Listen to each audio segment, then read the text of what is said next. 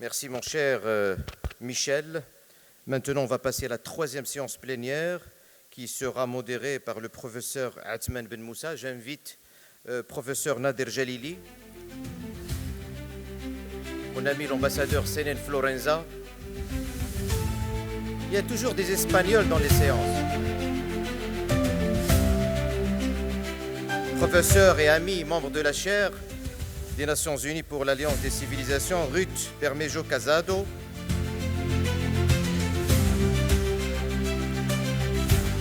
Professeur Giuseppe Schirotino, lui aussi il est membre de la chaire des Nations Unies pour l'Alliance des civilisations. Efnus Henderson. Martina Kvajner.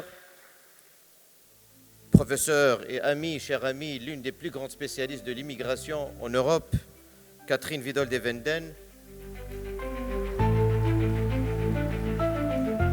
Et bien évidemment, professeur émérite, Maria Cosio Zavala, qui vient de loin, qui vient du Mexique.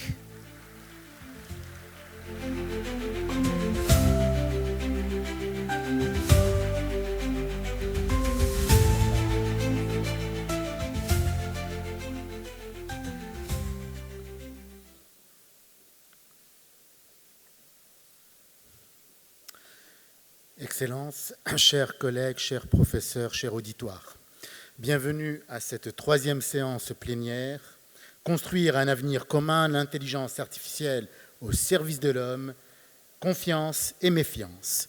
Avec moi sur ce panel, professeur Nader Jalili, doyen de la faculté d'ingénierie de la Southern Methodist University, États-Unis, ambassadeur Senen Florenza, président exécutif de l'Institut européen de la Méditerranée, Espagne. Professeur Ruth Bermejo Casado, professeur à l'Université Rey Juan Carlos, Espagne. Professeur Giuseppe Schirotino, professeur de sociologie à l'Université de Trente, Italie.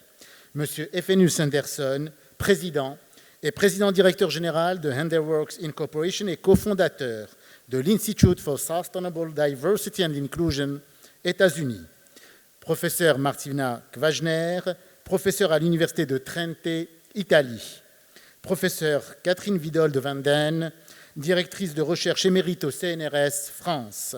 Professeur Maria Eugenia Cosio Zavala, professeur émérite de démographie à l'Université Paris-Nanterre et au Colegio de Mexico, Mexique. Merci, bienvenue.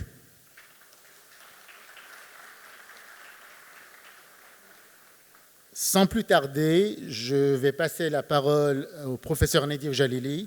Professeur Nader Jalili est doyen et professeur à la Lilly School of Engineering de la Southern Methodist University aux États-Unis. Monsieur Jalili a été chercheur principal ou co-chercheur principal sur plus de 17 millions de dollars de financements externes. Il est l'auteur ou le co-auteur de plus de 350 publications évaluées par des pairs, dont 135 articles de revue. Membre de l'American Society of Mechanical Engineers, professeur Jalili a édité plusieurs revues académiques d'ingénierie.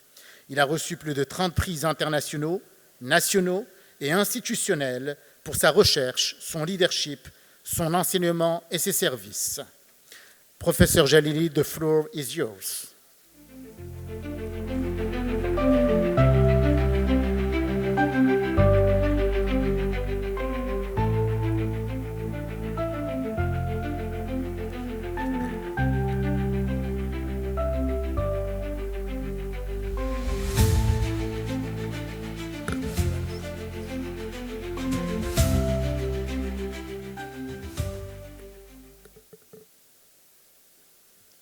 Good morning, and thank you.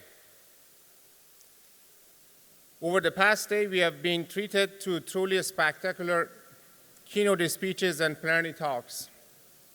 We have heard brilliant insights from politicians, policymakers, humanitarian advocates, and social scientists about the risk, the challenges, and the ethical imperatives of artificial intelligence.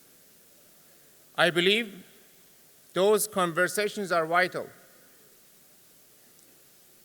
But today, I want to invite you to look at this paradigm through a different and fundamentally different lens, the engineering and system integration perspective. For too long, the global narrative has been dominated by fear. Fear of the unknown, fear of the replacement, and most importantly, fear of the black box. But as engineers, we do not fear complex systems. We break them down, we understand them, and we build with them. My challenge to you today is to make a bold move.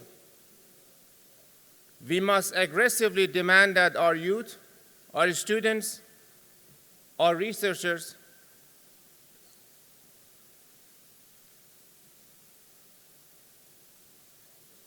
and the public stop treating AI like a magic box and start educating themselves on its fundamental elements. We need to demystify the logic and the input-output dynamics. We must understand language models, data transfer, and storage mechanism. We need to talk about the physical realities of this technology. The hyperscaler data centers, edge computing networks, the latest GPUs, and the fast approaching frontier of quantum and post-quantum cyber attack-proof computing. When you understand the system, you stop running from it and running from the challenges and start using them as inputs for our next chapter of knowledge seeking.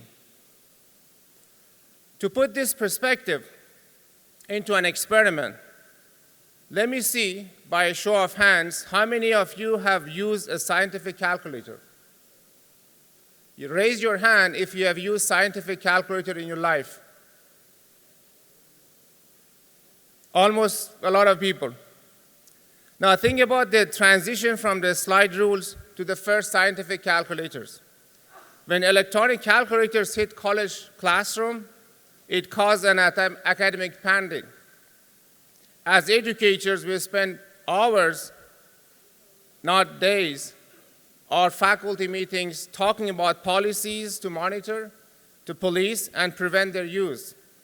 We argued about how they would destroy students' ability to do the math. I know we are dealing with a completely different animal today. AI societal impact is order of magnitude higher. But my core message remains the same. We cannot police our way into the future. We must embrace it. And embracing it means fundamentally changing how we engineer this system. So the solution is simple. The solution lies in human-in-the-loop systems. We must integrate the AI and human. Instead of relying on a static training, AI continuously learns from interaction. This creates a vital feedback loop. The AI provides the output, the human evaluates and responds, and the system updates its behavior. This loop is absolutely critical. Improves performance, aligns system behavior with user expectation, and most importantly, it builds trust over time.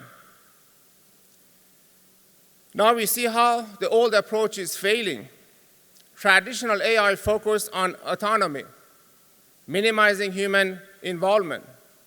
But in real-world systems, full autonomy often fails due to uncertainty, the lack of context, and most importantly, the complex human expectation. This is why the field is shifting towards collaborative intelligence. In this model, human and AI share decision-making rules and eventually dynamically evolve. Importantly, success here depends not just on the task allocation, but on the trust calibration. We are already seeing this in enterprise AI with collaborative robots known as cobot in India 35. AI will undoubtedly transfer jobs, but its true purpose is to augment human capabilities, not to eliminate them. Let us stop treating AI as a threat to be mitigated and start treating it as a partner to be engineered. My last message, Let us co-create a future where human-AI partnership elevate humanity to its absolute highest potential. Thank you, and merci.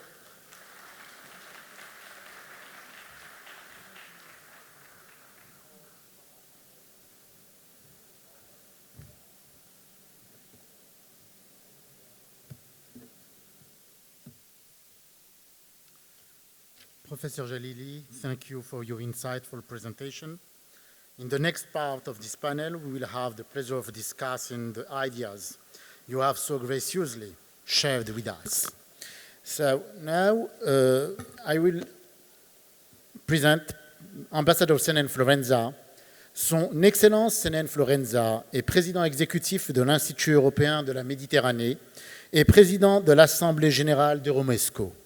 Son parcours diplomatique est marqué par des fonctions prestigieuses en tant qu'ambassadeur représentant permanent de l'Espagne auprès des Nations Unies et d'autres organisations internationales à Vienne, ambassadeur d'Espagne en Tunisie et conseiller diplomatique au cabinet du président du gouvernement espagnol. Professeur Senene Florenza est docteur en économie de l'Université Complutense de Madrid et a été professeur d'économie internationale et du développement au sein de la même université. Ambassadeur Senene Florenza, la parole est à vous.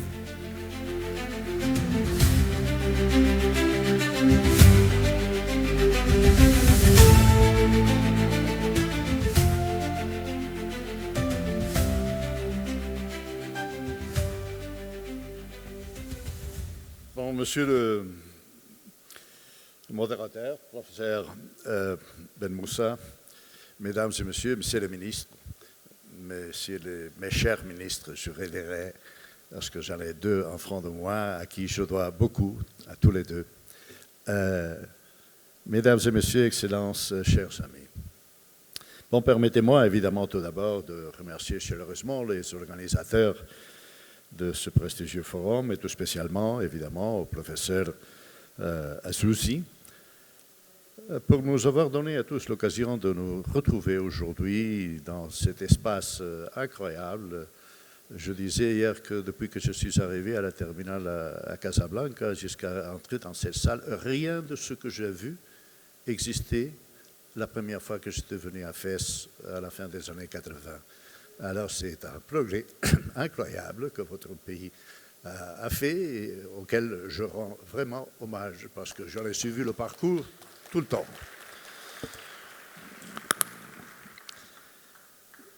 Et donc, en cette séance consacrée à un sujet d'une importance décisive pour notre avenir commun, pour la transparence, la responsabilité et la confiance comme fondement d'une gouvernance mondiale durable à l'ère de l'intelligence artificielle au service de l'humanité.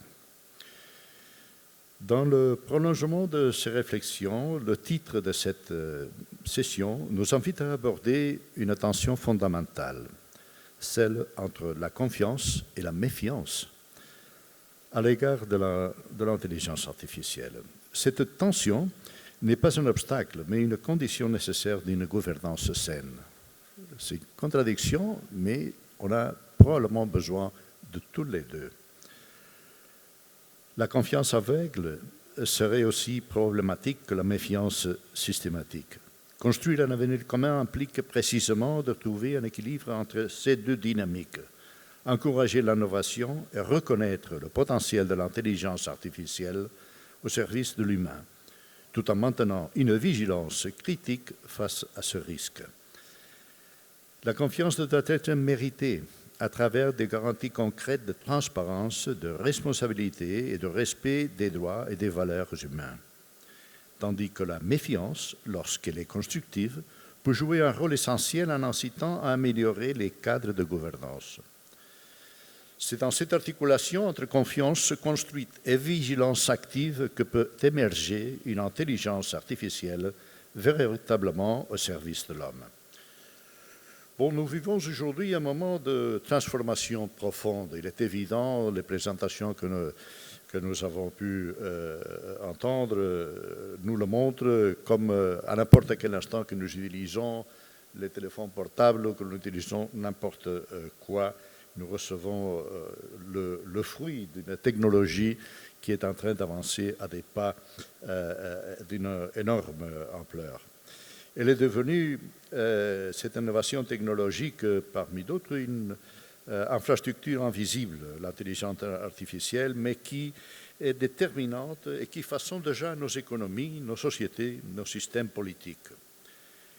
Elle influence la manière dont les décisions sont prises, dont les politiques publiques sont conçues et mises en œuvre, et même la façon dont les citoyens perçoivent leurs institutions.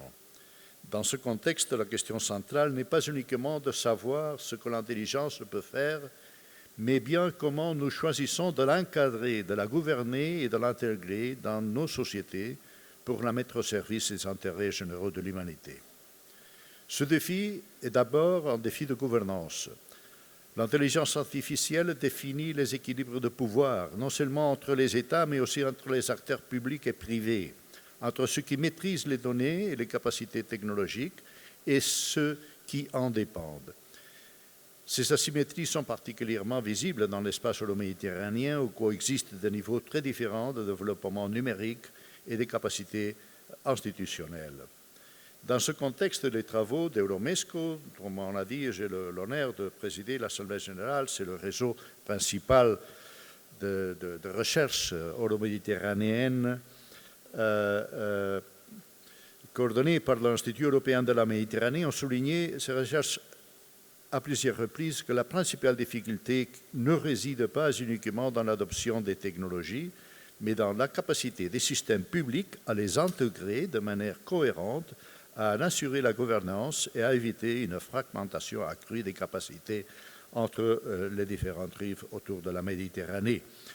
Et bon, j'ai entendu avec beaucoup d'intérêt la présentation faite hier par Madame la ministre déléguée à la réforme administrative. Il y a la numérisation ici au Maroc qui était une preuve extraordinaire des avancées qu'on peut faire dans ce domaine. Cette réalité nous rappelle que la transition numérique n'est pas neutre. Elle peut soit renforcer les écarts existants, soit devenir un levier de convergence si elle est pensée dans une logique de copropriété, de renforcement institutionnel et de coopération structurelle. Et donc, comme je disais, Madame la ministre nous a offert hier une explication magistrale des grandes avancées du Maroc dans ce domaine, que je salue effectivement. La transparence constitue à cet égard une exigence fondamentale.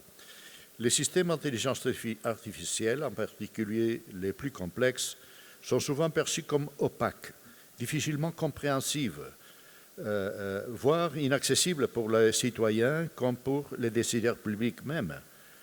Cette opacité peut générer des méfiances et de fragiliser la légitimité des décisions qui en résultent.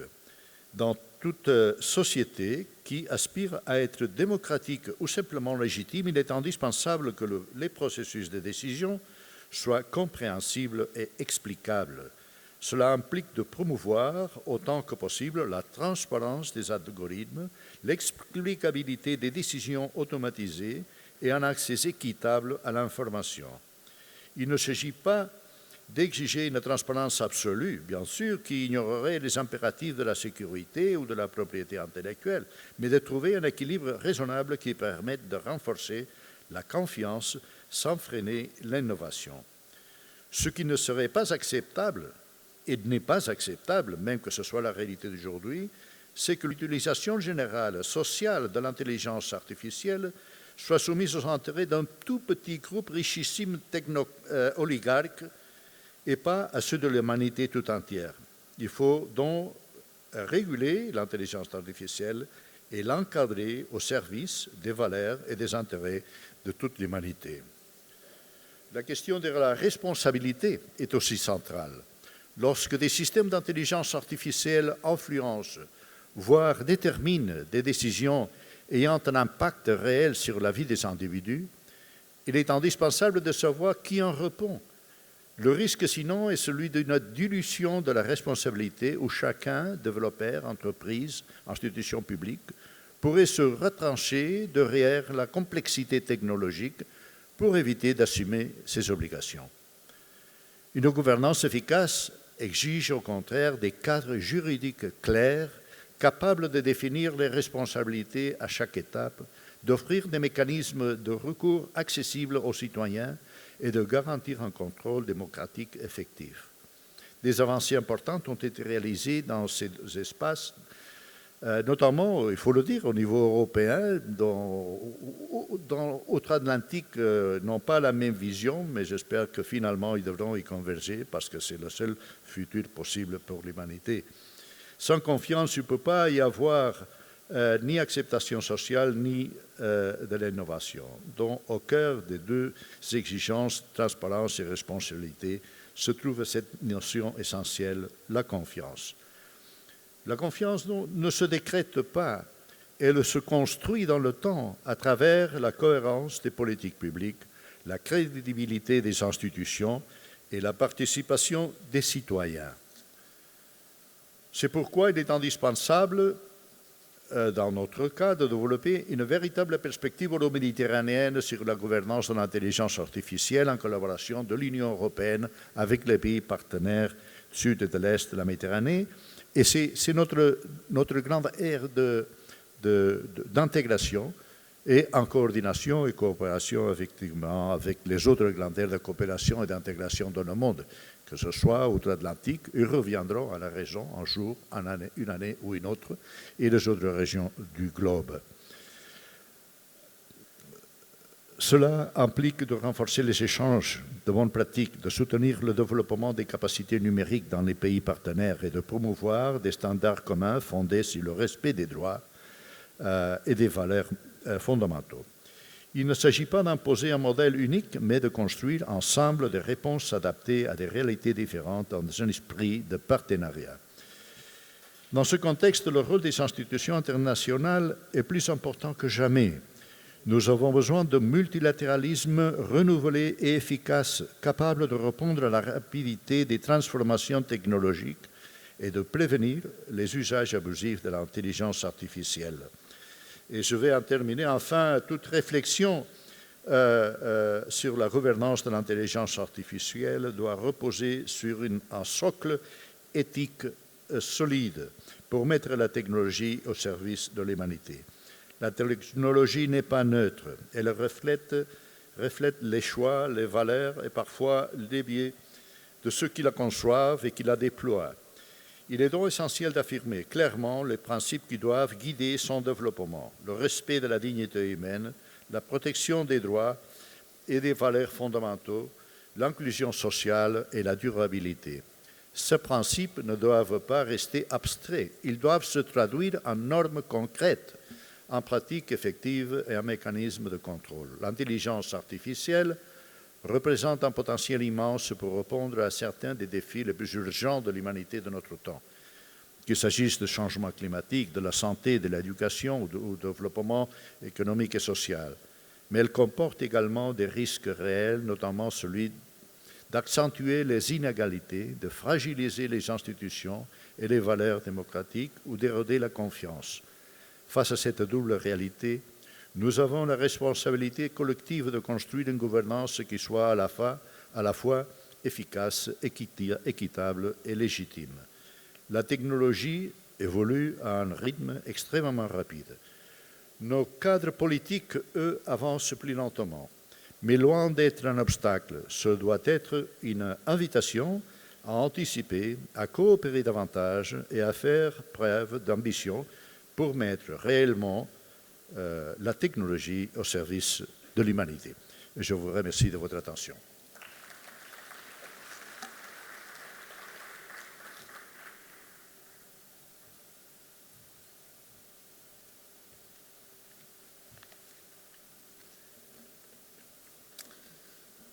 Merci beaucoup, ambassadeur Senene Florenza, pour votre intervention très enrichissante.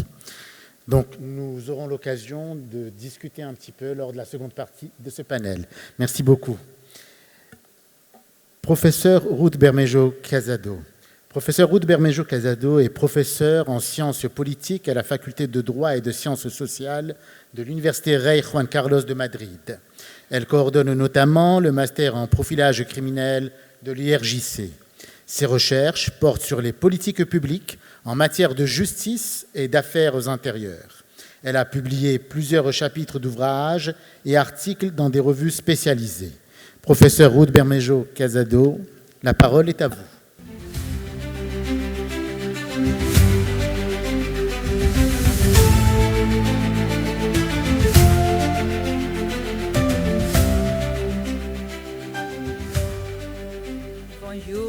Bonjour à tous, and merci beaucoup, Professor Assisi.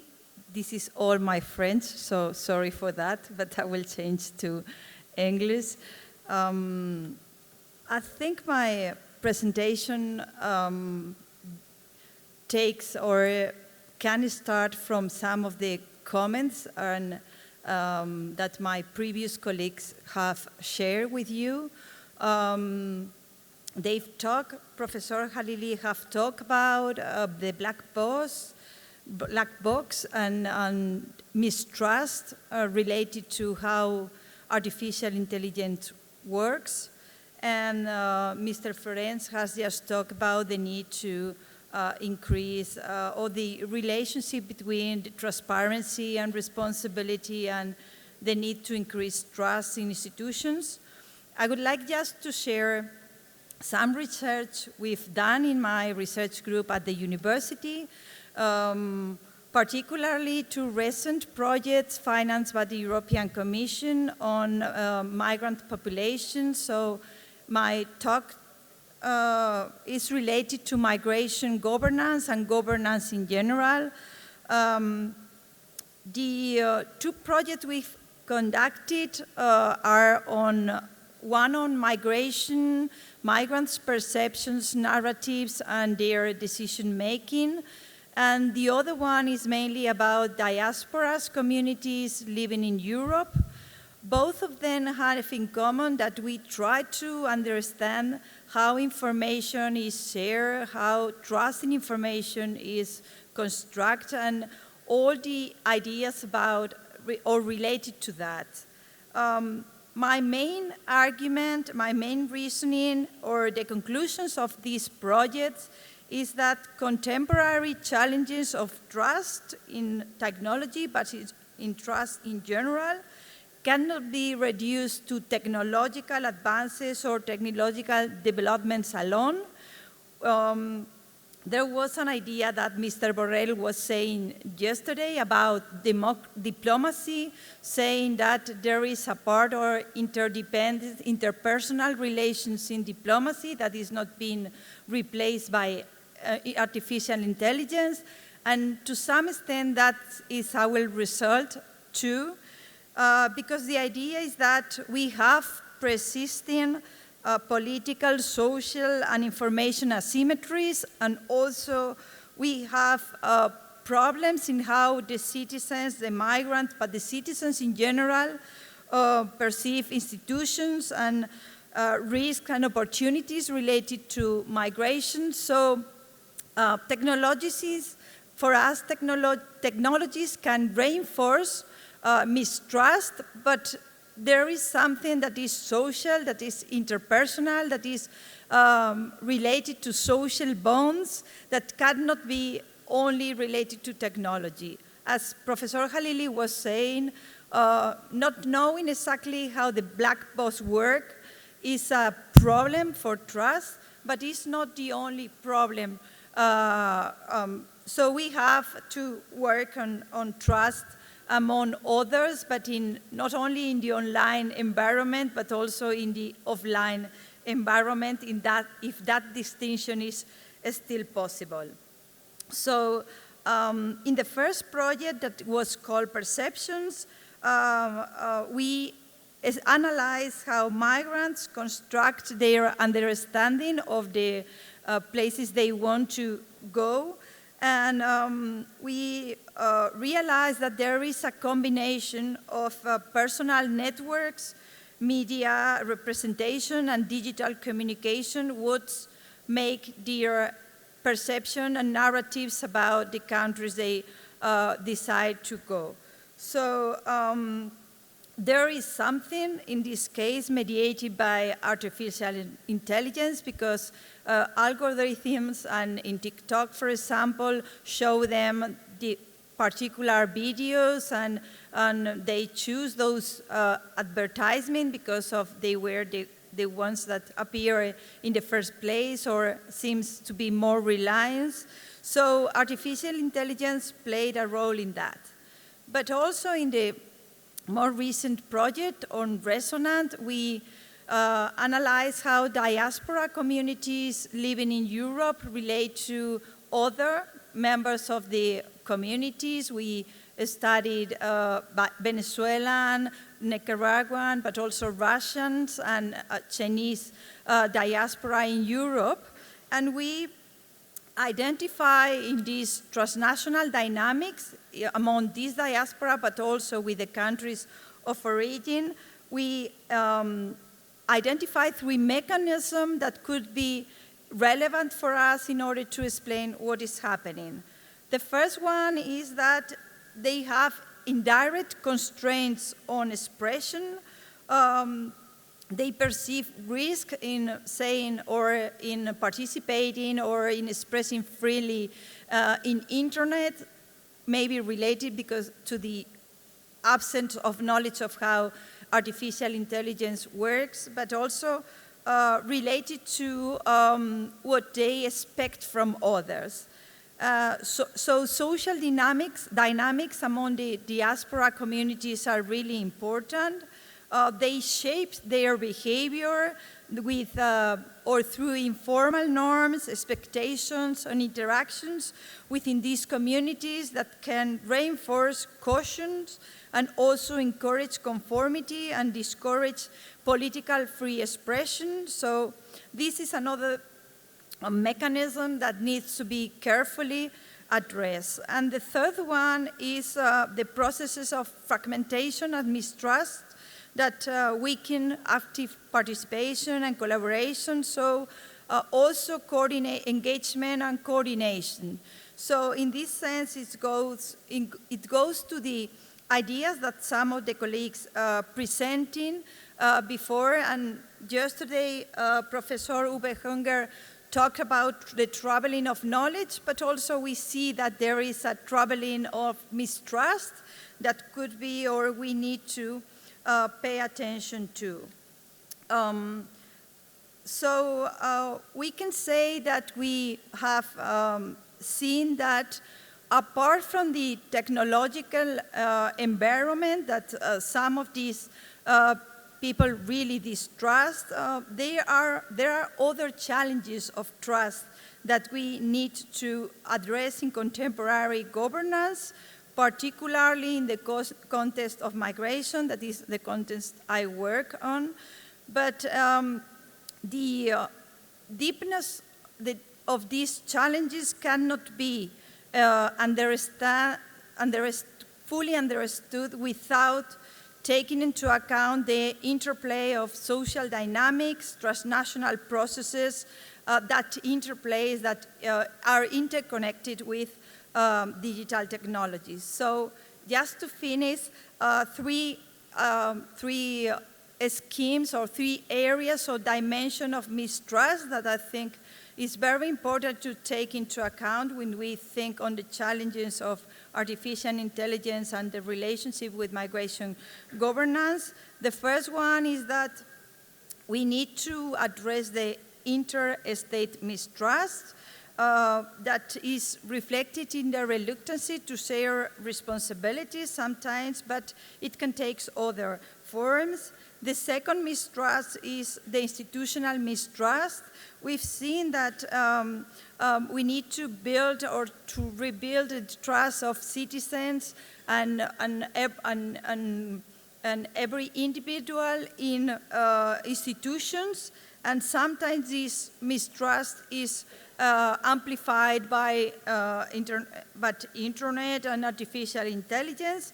And the third one, that is the one we focus most is the social mistrust that is driven for or by polarization and disputes that amplify in the world of internet, and particularly through the use of artificial technologies sometimes.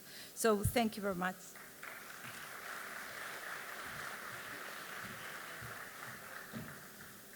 Thank you very much, dear Professor, for your valuable contribution. So, Professeur Giuseppe Schiottino est professeur de sociologie à l'Université de Trente en Italie. Ses champs de recherche se focalisent sur la sociologie culturelle, la sociologie du développement et la migration internationale, entre autres. Membre de sociétés savantes européennes et américaines en sociologie et études des migrations, professeur Giuseppe Schiottino a reçu plusieurs prix et distinctions.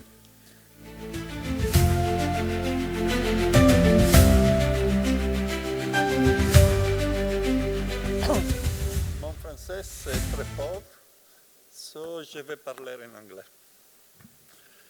And the topic I'm going to talk of today in these few minutes, I think it's a large interest for the many students who are here because it concerns the use of AI and the ways in which AI is changing teaching and learning, particularly concerning the social sciences and the humanities. If we review or survey the very huge, intense debate within the university settings about how AI and large language model particularly are going to disrupt education, the dominant sentiment, I didn't do any sentiment analysis, but it's very clear, is one of fear. Fear of debasement of the learning process, fear that it will somewhat destroy the model of humanist training, which has been the main precious asset of liberal arts in the university system. What I want to claim first in my analysis is that this fear is not linked so much to large language model itself as much as the fact that their development takes place in a moment in which this pattern of traditional university education is already deeply in crisis for several reasons. I don't need to explain you that in the last 40 years or so, humanities and social sciences have been suffering within the university system a real crisis of trust, not only concerning the quality of the teaching, but also concerning the educational outcome, which is a very important issue for many families, particularly given the skyrocketing price of education, and also concerning the ways in which social science and humanities are taught, which are mostly personalized, individual frontal teaching, and evaluated through written texts. And this is the key point. In humanities, I know, because I've been teaching sociology for 3 decades now, the final test of learning is writing. It's writing texts, complex text, critical text, and so on. Mass education is already a problem because it basically weakens a lot the requirements for this issue. Large language models somewhat weaken it even more because it can be considered a possible outsourcing of this final process. If producing well-argued text is considered to be the final marks of a fine humanities or social science education, then the fact that you can ask any large language model of decent quality and get a very decent draft in a few minutes makes the whole process somewhat open to doubt. So I'm not in any way denying that there is a challenge. What I want to deny is that the best way of reacting to a challenge is acting out of fear in a logic of containment and refusal. I would agree with my colleague from engineering that the large language models are here to stay, and any kind of resistance would be bound at last to delay the crisis for a few months, probably even for a few weeks, because something may happen very quickly. I would then suggest to balance more the debate, looking at the risks and the dangers, which are many, but also looking at the potential advantages that integration of large language model in the teaching of humanities and social sciences may open. And I want to stress some possibilities. I'm not saying that they would turn out this way. I say that it would be worth trying.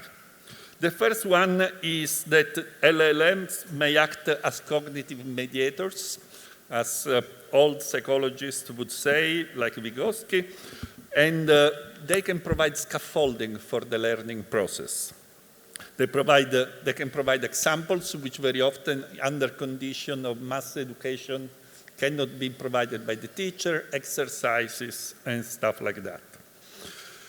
They can even be used to enhance rather than replace critical thinking. Tasks that involve analyzing, correcting, or criticizing AI-generated text can actually foster deeper metacognitive engagement than traditional forms of writing. And I would ask to my old colleague to make a very simple try.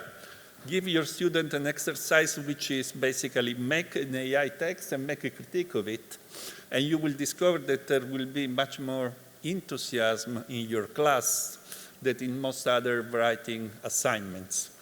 Finding mistakes of an AI is much more exciting than finding mistakes in Plato or Rousseau.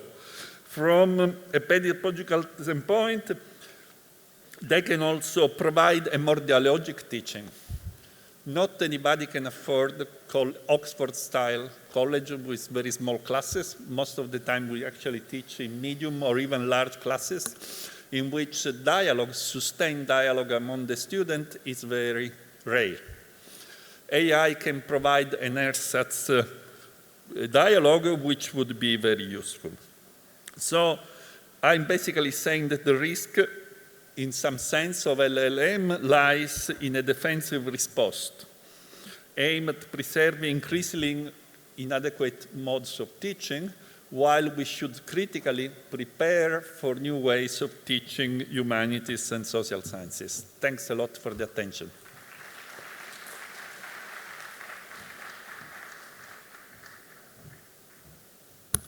Professor Schiortino, thank you very much for your insightful presentation. Mr. Fenus Anderson est président de Enderworks et président et cofondateur de l'Institute for Sustainable Diversity and Inclusion. Reconnu internationalement comme un leader d'opinion sur la diversité, il est régulièrement sollicité par de nombreuses entreprises et organisations. Il a apporté son expertise en tant que conseiller auprès de plusieurs agences des Nations Unies. Il est notamment membre du comité technique américain 260 pour ISO et coordinateur pour l'élaboration des normes mondiales en matière de diversité et d'inclusion. Désigné comme l'un des meilleurs responsables de la diversité dans le monde de l'entreprise, il a reçu plusieurs prises et distinctions, dont son admission en 2018 au prestigieux Forbes Coaches Council. Mr. Anderson, the floor is yours. Thank you.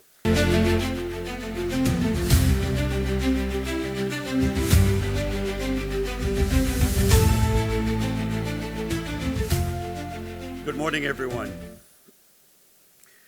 Thank you for the privilege of standing with you in this anxious and luminous city at this historic moment and in this shared pursuit of understanding across civilizations. I come to you as a practitioner, a builder, a student of human systems. And I come carrying a message that has guided my thinking as I prepared to be here with you, drawn from the book of Isaiah. Behold, I am doing a new thing. Even now it is springing forth. Do you not perceive it? I will make a way in the wilderness and rivers in the desert. I do not offer this as theology. I offer it as a framework for understanding the profound and perilous moment we are in. because the emergence of artificial intelligence is a civilizational one. And the question before this convening, whether AI will serve mankind or whether mankind will lose itself in service to AI. That is the defining question of our time. We are living through a profound reconfiguration of human systems. Demographically, the world is shifting. Culturally, it is expanding. Technologically, it is accelerating at a pace that exceeds our governance.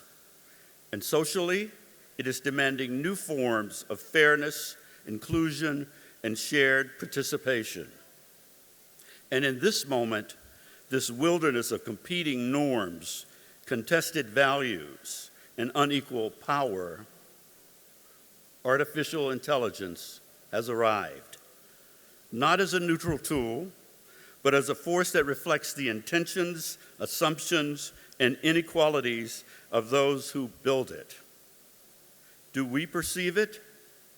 Do we perceive the promise and the peril? In my life's work in diversity, equity, and inclusion, I've learned that the greatest barrier to progress is not always a lack of information. When the ancient text speaks of a roadway in the wilderness, I hear the language of design. The wilderness is not simply a barren place, it is an unstructured one.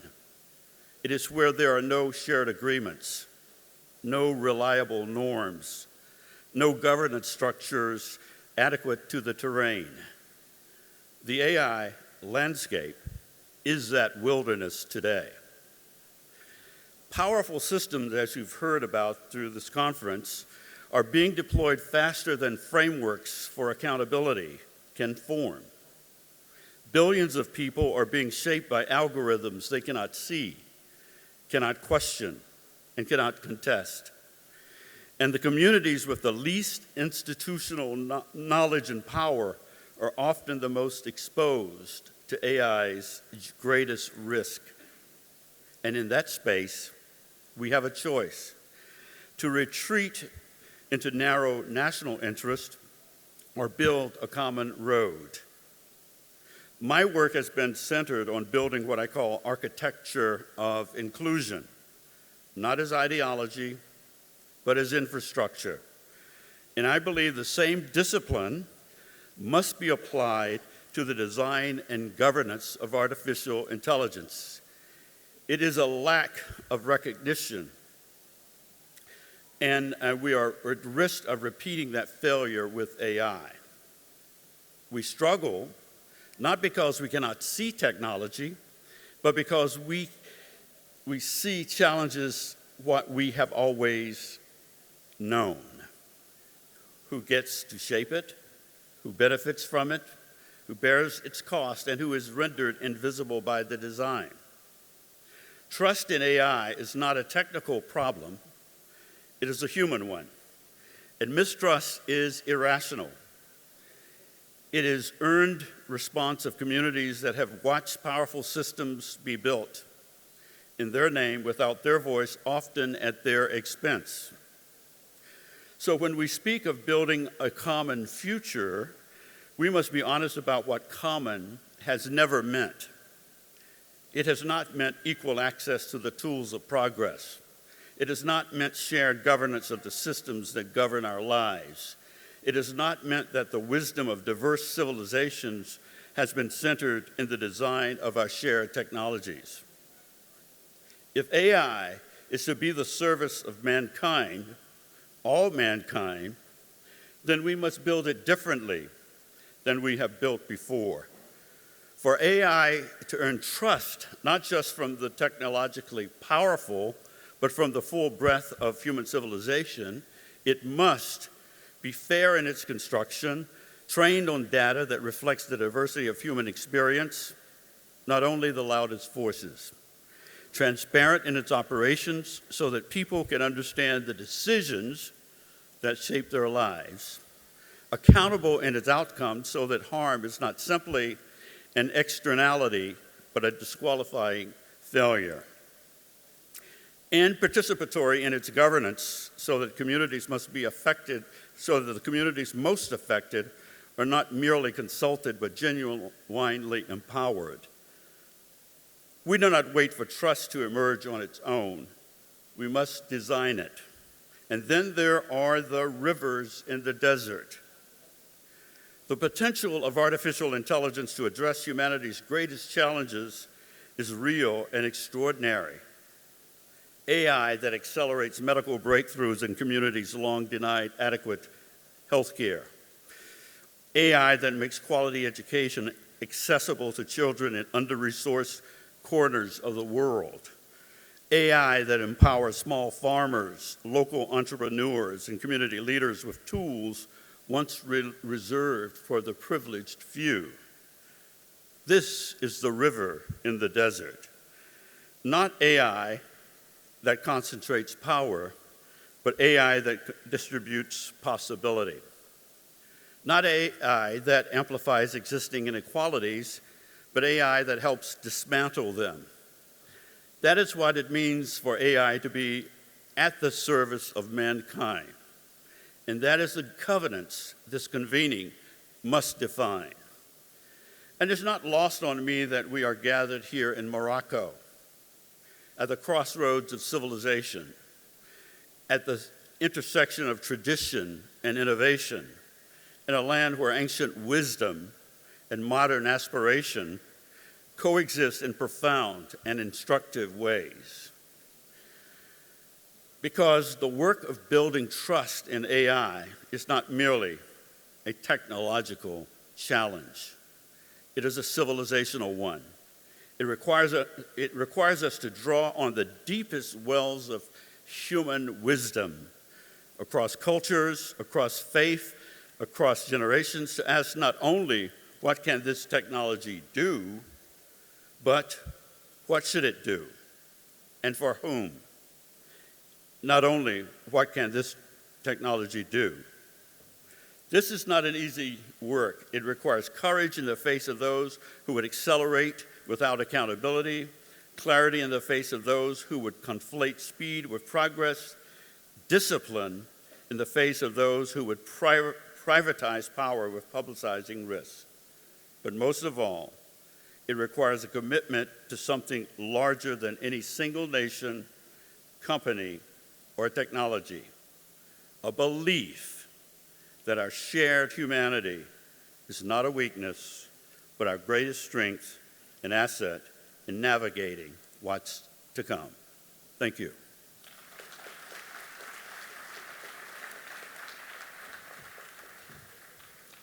Thank you, Mr. Jefferson, for these ideas regarding the link between diversity, inclusion, and AI. Spécialiste des études migratoires, de l'inclusion sociale, de l'ethnographie et d'herméneutique, auteur de plusieurs publications scientifiques, revues et analyses, professeur Marcinac Wagner est professeur de sociologie au département de psychologie et des sciences cognitives de l'Université de Trente en Italie. Professeur Wagner, la parole est à vous.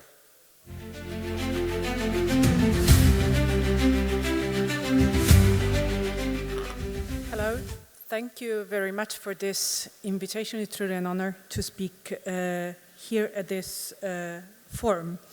Many things have been said about AI, about trust, about the fact that we have this new thing going on. We look at its performance, its accuracy, how fast it is. But to me, this perspective looks rather incomplete, and I'll try to walk you through the reasons why I think it's incomplete. I'm a sociologist who has always been looking into interaction, and for me, the question when speaking about AI is trying to understand how AI will, or my hunch is, it's already shaping our relationships. My work starts from a very plain and simple idea. How we interact with each other, it's the foundation of societies. This assumption has always taken for granted that interaction happens between humans. So the question is, what happens when within this binary system we add something that is non-human? For me, interaction is not just communication, it's not a mere exchange. It's a process through which individuals influence each other, we modify our behaviors, and ultimately we form what are the structures within which we live. We form our societies. As I said, the traditional assumption was that this process takes place between humans. I think that this assumption is no longer secure because AI actually participates in interaction. So if interaction is the basis of society, what happens when this interaction is no longer exclusively human?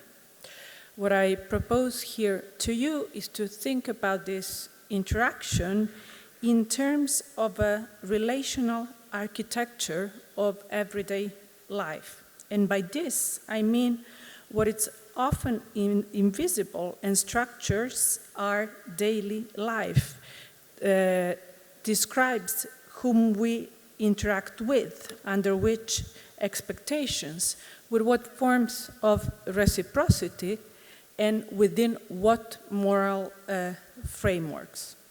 As humans, we take those architectures for granted and stable. But we are already seeing that the use of AI, and more specifically social robots, are already beginning to reconfigure the stability that we take for granted. Social robots, in my research work, we are seeing that they are not merely replacing specific functions. They are, in fact, reshaping the structures of our relationships, of the relationships that we have. This is, as a social scientist, this is, for me, an early indicator of a much broader social change. And this change comes, as we have seen previously, in the shapes of trust, in the shapes of mistrust, in the shape, for example, of over-attribution. So in interaction, we attribute to the entity we are interacting with specific forms of understanding. We attribute emotions. We attribute all of those components of human behavior. One of the things that in my research emerges from this interaction is what Mori, about a long time ago, has named as the uncanny valley effect. So this idea of basic discomfort when we interact with something that is non-human. For me, as it stands from my research up until now, we are facing a form of ambivalence when it comes to how we frame the interaction between humans and non-humans. So on the one hand, we trust how the machine functions, but on the other hand, we hesitate to trust the relationship it builds, it brings with it. So for me, for how this interaction is proceeding, what we see in research, it's not just plain or simple rejection, but not also full acceptance of these human, non-human interactions and relationships. Rather, I see the subject in my research bringing up questions, for example, that ask what kind of relationships can we have when, for example, there is no reciprocity. These questions are not questions about technology. These are questions about the boundaries of the social worlds. So the development of AI, it's not simply about creating systems that think and act like humans, but rather it's about creating systems that can interact socially within human environments. So in a sense, we are not just building intelligent machines, we are hopefully co-constructing what could be described as a human-computer society. A society in which interaction is possibly shared, where roles are distributed, and the boundaries between human and non-human are becoming or will become increasingly blurred. This will have and has repercussions on social and ethical designs. Let me conclude with a final thought. So the future of artificial intelligence is often framed in terms of intelligence itself, how advanced, how autonomous, powerful these systems will become. But I would suggest a more important question is not how intelligent basically AI will be, but how will it relate and how will we relate to it? Why? Because interaction is and cannot be neutral. It shapes our expectations, our behaviors, and ultimately the structures of our societies. Thank you.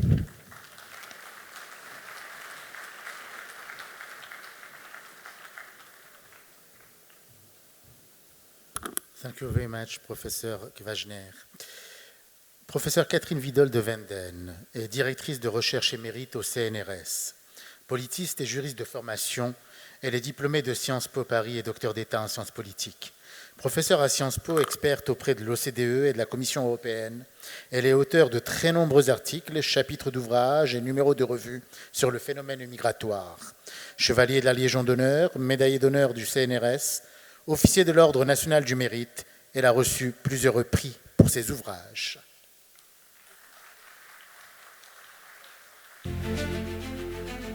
Merci de cette invitation et tout particulièrement au professeur Azouzi, que je connais maintenant de longue date, et merci à cette université qui m'a déjà donné l'occasion de donner mes enseignements sur les migrations internationales, et c'est sur cette thématique que j'ai essayé de réfléchir à propos de l'IA, dont je ne suis absolument pas une spécialiste. Mais en revanche, ce que je peux essayer de relater, c'est la façon dont ça m'interpelle dans mon expérience d'enseignement et de recherche avec les étudiants. Tout d'abord, en 2019, le directeur de l'éducation à l'OCDE écrivait déjà, face à la montée de ce qui guettait l'enseignement supérieur dans cette intelligence artificielle, l'éducation doit viser à former des êtres humains de premier ordre et non des robots de second ordre. Un rapport ensuite qui a été commandé au mathématicien français Cédric Villani sur l'intelligence artificielle dans la perspective du plan France 2030 concluait que l'intelligence artificielle, l'enjeu n'était pas de rivaliser avec les machines sur leur propre terrain, mais de former des humains capables de rester pleinement humains dans un monde de machines intelligentes. L'IA générative, qui est surtout notre objectif dans lequel on doit à nouveau enseigner et prendre en compte les évaluations, qui concernent surtout les sciences humaines et sociales, en fait, s'occupe surtout de générer des textes, des images, des vidéos à partir de vastes corpus de données. Et elle suppose que le professeur puisse adapter aussi ses évaluations des cours dispensés à cette nouvelle donne. Des biais existent. Ils ont été notamment mentionnés à la conférence des grandes écoles en France, qui sont liés au fait que les modèles de langage peuvent être entraînés vers des données américaines ou chinoises sous une apparence éthiquement neutre, mais qui n'est pas nécessairement neutre. Aussi, certains enseignants, ça n'a pas été dit tellement ces 2 jours, ont opté pour une objection de conscience face à l'intelligence artificielle En France, près de 2800 universitaires ont signé un manifeste contre l'IA générative à cause de son coût énergétique, compte tenu de son impact sur l'accès à l'eau, ça a été dit, aux métaux rares, à l'électricité, arguant que personne ne peut prétendre que l'IA générative soit compatible avec les grands engagements internationaux tels que l'accord de Paris sur le climat et plus généralement sur la protection du vivant. Ils y ajoutent toute une série de risques qui ont été énoncés, en revanche, ici, notamment sur la disparition d'un certain nombre de secteurs, notamment dans le monde du travail. Moi, j'ai surtout essayé de réfléchir sur les enjeux. On a été amené à être interpellés comme enseignants-chercheurs sur notre façon d'évaluer les étudiants. On ne peut plus leur demander de synthèse, comme on le faisait souvent. On doit surtout leur apprendre à construire leurs idées, leurs problématiques, à enrichir leur culture générale pour que l'intelligence artificielle vienne illustrer leurs travaux et non pas prendre la place de l'ensemble de leur enseignement. Donc c'est très exigeant, ça suppose de leur demander d'autres exercices, des QCM, des plaidoyers, toute une série des commentaires de presse, de films, etc. Toute une série d'exercices qui n'étaient pas tellement dans nos habitudes, puisque la synthèse ne sera peut-être plus nécessairement à l'ordre du jour s'il y a la concurrence de l'IA générative, mais il faut qu'elle s'inscrive dans une très grande exigence pédagogique en termes de construction de leur créativité et d'utilisation de leur culture générale, également dans une approche déontologique. En revanche, cette IA, elle a des avantages aussi, notamment dans mon domaine des migrations internationales, qui est un sujet de plus en plus politisé, où l'écart entre le savant et le politique, ou le sachant et le politique, je dirais plus modestement, s'est terriblement creusé, aussi bien à l'échelon européen qu'à l'échelon national, et chez nos voisins aussi européens, dans la construction des politiques publiques. Aujourd'hui, ce qui domine dans la décision, c'est les sondages, c'est la montée des populismes, c'est la peur de l'autre, et on peut espérer qu'un certain nombre de données fournies par l'intelligence artificielle vont pouvoir, disons, contrer cette dérive dans laquelle on est aujourd'hui pris et qui a des conséquences dramatiques sur les politiques publiques. Pourquoi est-ce qu'elles échouent ? Précisément parce qu'elles répondent à un très court terme qui est celui des options de l'opinion publique, beaucoup plus que des données qui sont fondées sur la raison, comme le rappelle François Héran, professeur au Collège de France, et qui rappelle aussi dans son dernier cours prononcé en mai l'année dernière que le chercheur connaît la réalité beaucoup mieux que le politique, parce que lui, il regarde les chiffres, il consulte, il fait faire des enquêtes de terrain, il lit les rapports et les mémoires et les thèses de ses étudiants, et donc il est capable de dire les choses beaucoup plus que les peurs finalement très idéologiques d'un certain nombre de décideurs qui conduisent les politiques publiques. Donc cet écart entre le savant et le politique peut être diminué, au moins dans le domaine qui est le mien, celui des migrations internationales, grâce à l'intelligence artificielle, parce qu'elle va fournir toute une série de données avec peut-être une plus grande crédibilité chez ceux qui vont la constituer. Le troisième point que je vois aussi comme avantage, c'est de déconstruire les idées reçues. Dans le domaine dans lequel je travaille, elles pullulent. J'ai sorti l'an dernier un petit livre sur les idées reçues concernant les questions migratoires, le grand remplacement, l'Afrique va nous envahir, les effets de l'appel d'air, le coût de l'immigration, etc. Tous ces éléments ont été déconstruits de façon magistrale par toute une série de chercheurs, pas seulement en France, mais dans le monde entier. Et malgré tout, on n'est pas suivi du tout. Et en permanence, il y a une récurrence, puisque c'est les faits divers qui finalement vont conduire à telle ou telle décision de politique publique, beaucoup plus qu'à des données extrêmement enracinées et construites sur un savoir de longue date. Donc ces éléments me paraissent très importants.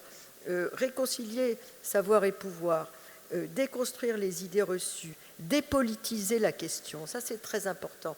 On assiste à une sorte d'hyperpolitisation de la thématique migratoire qui n'est pas la préoccupation centrale de la plupart des électeurs, contrairement à ce qu'on croit dans beaucoup de pays européens. Et peut-être que cette intelligence artificielle va pouvoir permettre de changer les phénomènes, les processus de réflexion. Et on peut trouver dans l'IA, de ce point de vue-là, un très bon outil, à condition, bien sûr, que ce ne soit pas un prêt-à-penser tout fait, ni un moyen de ne pas réfléchir en la mettant à la place de la pensée.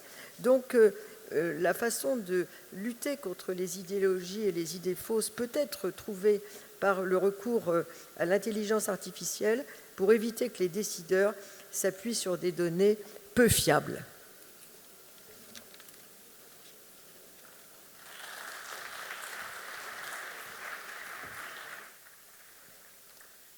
Merci beaucoup, professeur Witold de Venden. Professeur Maria Eugenia Cosio-Zavala est professeure de démographie et directrice de recherche au CREDAL, Centre de recherche et de documentation sur l'Amérique latine. Elle est l'auteure de plusieurs revues et ouvrages et a dirigé plus de 70 thèses de doctorat. Professeur Maria Eugenia Cosio-Zavala, la parole est à vous.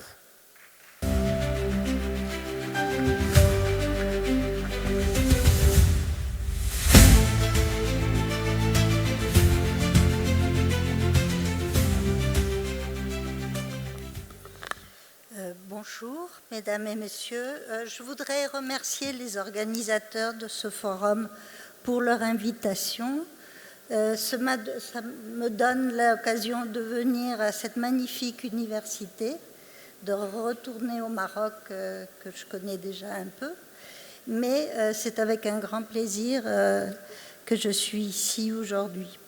Alors, je vais vous parler de l'Amérique latine qui existe. On n'en a pas du tout parlé depuis 2 jours, mais c'est un grand continent. Et nous avons des universités très anciennes aussi, bien sûr pas aussi anciennes que celle de Fès, parce qu'à l'époque, l'Amérique n'était pas reliée au monde. Mais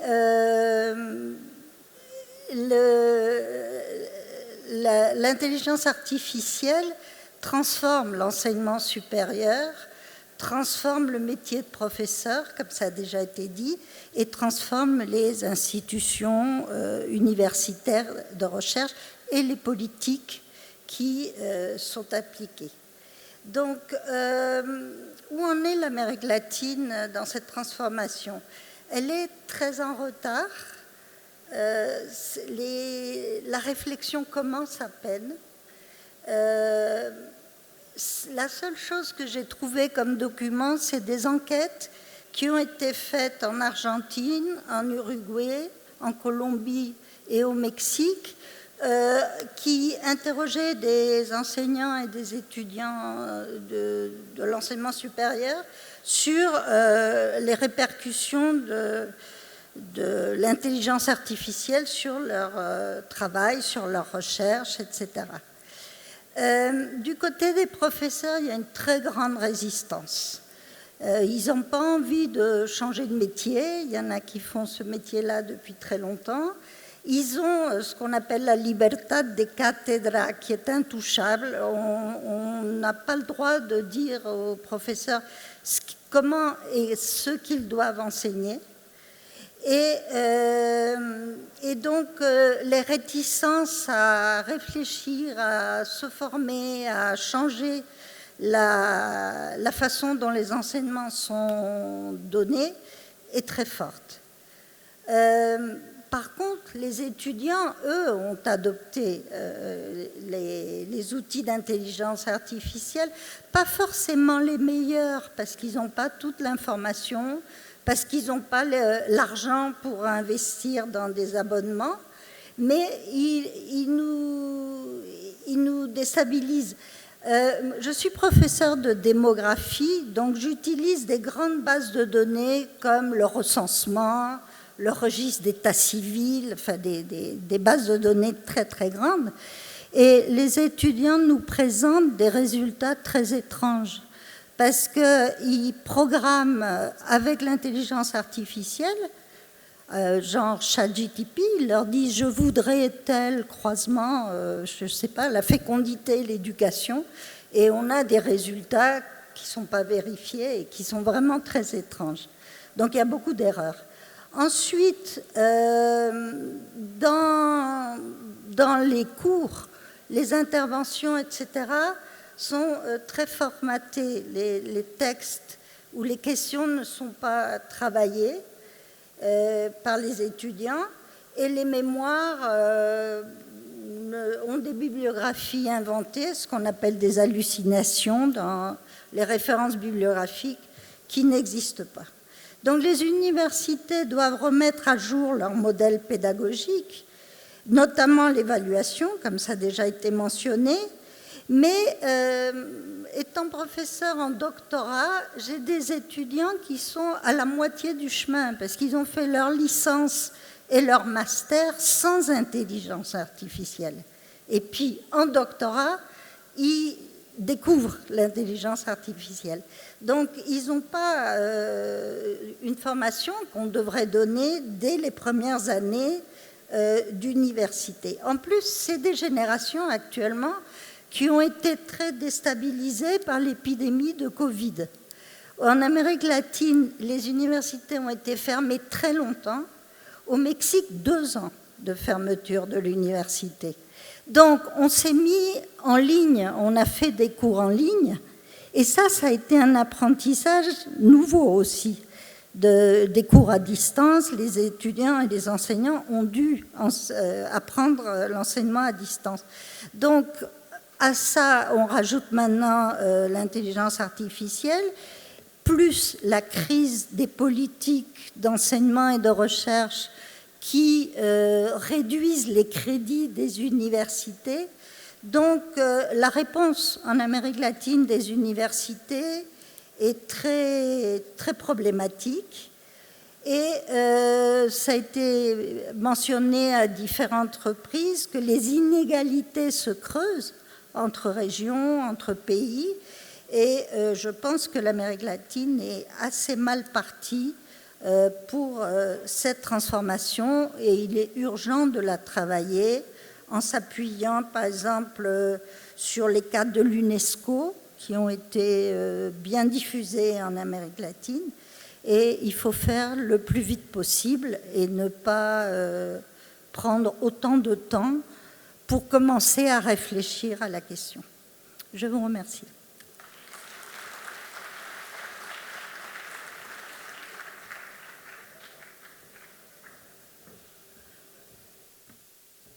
Merci, professeur Cosio-Zavala, pour cette belle intervention.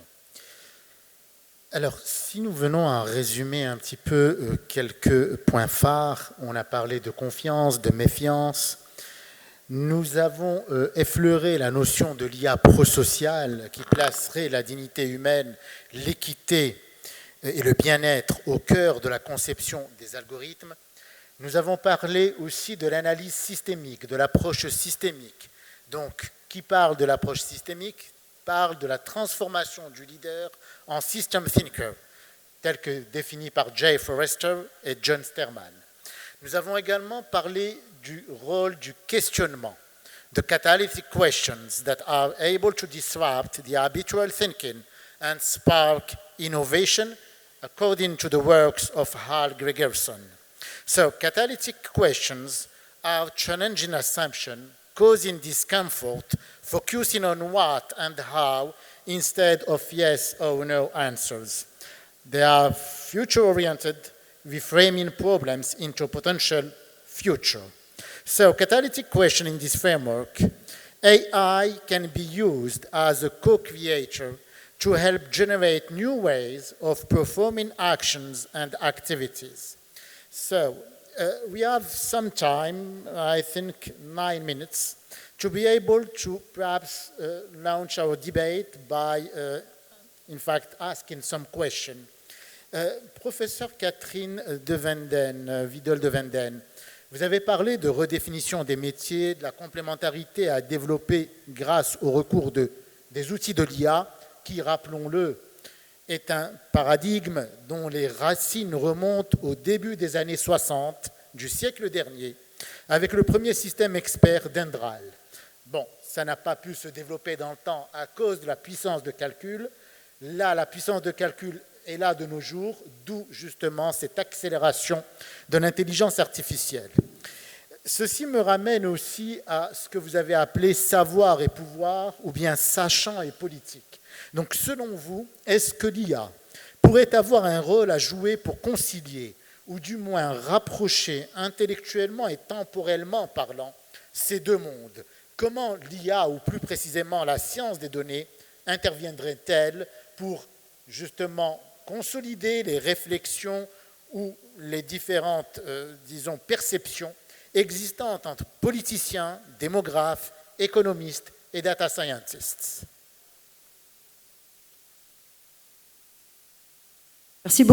Merci beaucoup pour cette question. Il faut que je mette plus haut. Voilà, c'est mieux. Effectivement, je crois que c'est une très très bonne question. Parce qu'aujourd'hui, dans le domaine que j'analyse, que j'observe, on n'est plus du tout dans le domaine du raisonnable.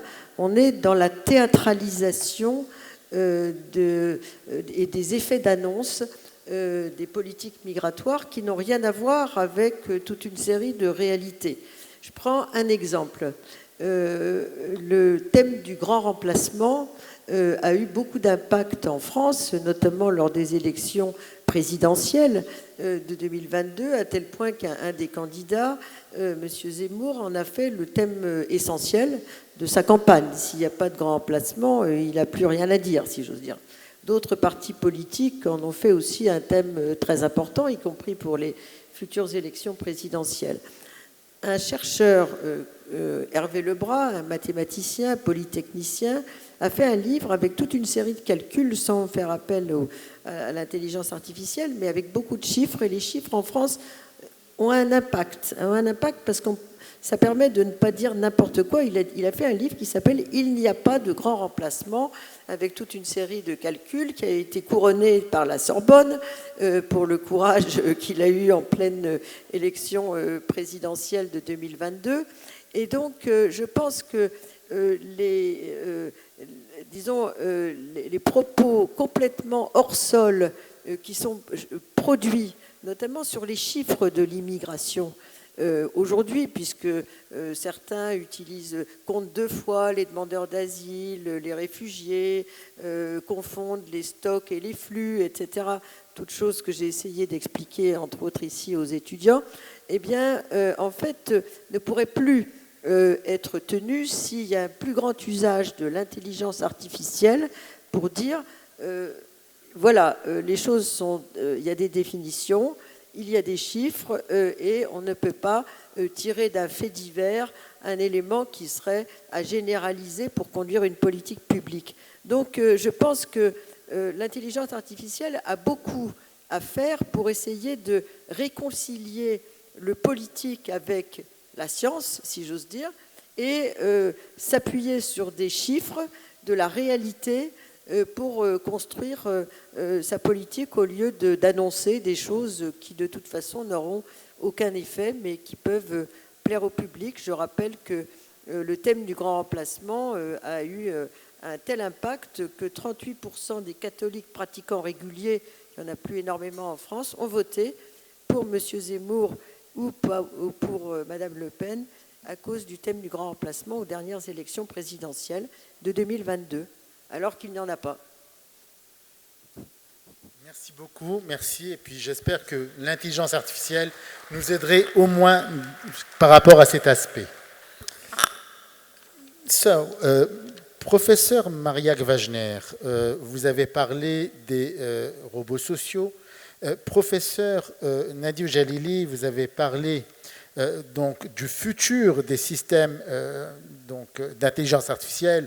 Je cite: Future AI systems must move beyond performance-driven approaches to embrace architecture centered on trust and interaction aligned with human cognition and values. Professeur Ruth Bermejo-Casado, vous avez également mis en lumière l'écheveau des tactiques de suppression de l'information employées par divers acteurs et à différents niveaux. Ambassadeur Senen Florenza, vous avez parlé vraiment du rôle de la confiance, de la méfiance, de la construction de la confiance qui n'est pas décrétée mais qui est construite. Donc, si je résume un petit peu ces différentes interventions qui se rejoignent, j'aurais une question peut-être un peu provocatrice. So, by focusing solely on data processing, scalability and accuracy as the main strength of artificial intelligence, while neglecting the deeper implications of its autonomy or full autonomy if ultimately we no longer had control over AI? Are we unwittingly engineering a modern-day Frankenstein's monster?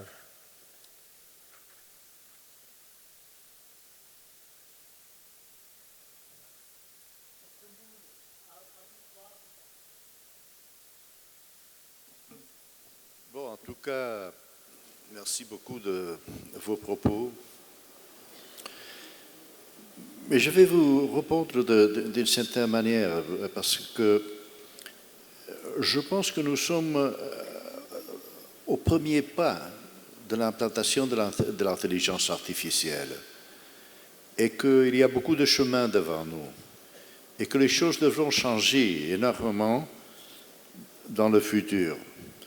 Je disais avant que c'est inconcevable la situation dans laquelle nous nous trouvons aujourd'hui, qu'un phénomène aussi important que l'intelligence artificielle, qui est en train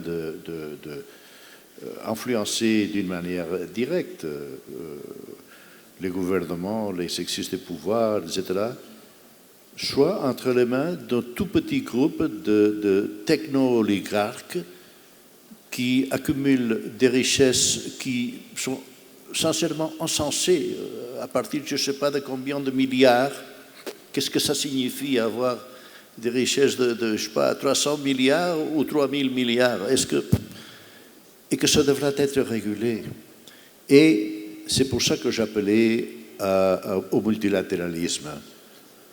Vous avez dit que j'étais ambassadeur représentant de l'Espagne auprès des Nations Unies, les organismes à Vienne, c'est surtout des organismes un peu techniques. Et quand des gens venaient voir comment ça fonctionnait, qui n'étaient pas du métier, disons, je les conduisais dans certains espaces où il travaillaient des gens venus des représentants de différents pays pour des groupes de travail qui préparaient de nouvelles conventions qui devraient devenir, après l'adoption dans les plénières de chaque institution, loi internationale. Et donc, les représentants experts, des professeurs d'université, des experts des gouvernements, etc., travailler à produire chaque article d'une nouvelle convention. On a